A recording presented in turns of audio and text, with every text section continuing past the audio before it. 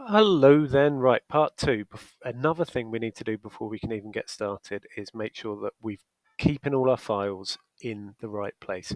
So hopefully I hammered this home with Premiere and with Audition, how important file management is. I go on and on about how the project file is just an empty wallet and you've got to keep your cards and your cache in there too. Remember that tortured metaphor? I'm sure it rings a bell. Exactly the same with InDesign.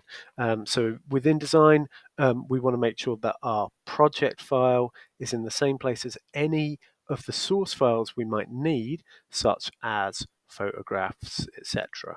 And we obviously want to make sure, as ever, that we set everything up on the OneDrive. So first thing you're going to need to do here is actually download a template for InDesign that's called Neon Template Final Converted, and it's a .indd. That's an InDesign file.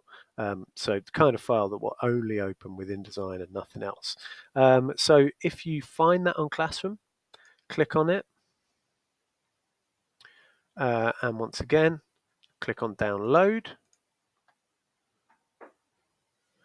That will automatically go in to your documents, but we need to make sure that we've got it on our OneDrive Nottingham College.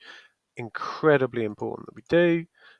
So what you'll need to do is make sure you are signed in to your OneDrive Nottingham College. Remember, if it just says OneDrive, you ain't signed in. You've got to click on it, sign in with your student email.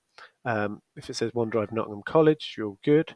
And then on OneDrive Nottingham College, you're going to make a folder. What you call it is up to you, but maybe call it, I don't know, InDesign FMP or Neon issue 7, 6, wherever the hell we are, whatever, it doesn't matter. I've got a folder here, Neon issue 6, and I have got that file in there, Neon Template Final Converted. Okay, and that's the same folder that I am going to use for anything else that I need to put on this template. Basically, your photos that you are going to include with the article. But there's one other thing that we're going to download, or two other things we're going to download and stick in here, and that's Instagram and Twitter logos. So you will need those because on every page of Neo Nottingham, with every article, you include a Twitter or an Instagram handle so people can get in touch with you if they pick that magazine up. And we'll also want to use it to credit any photographers who were involved. So Instagram logo .eps and Twitter logo .eps are the two things that you're going to need. Once again, for some reason, when you click on them initially, you don't actually have a download option. Click on the three dots in the top right hand corner, open in a new window, and then download that file.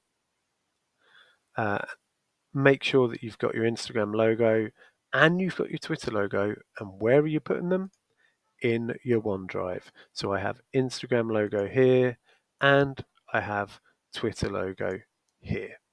So I've done all of that just to make sure that my file management is spot on and I'm ready to proceed without any problems. So I think going into part 3, we are finally ready to actually open InDesign and do something with it. See you there.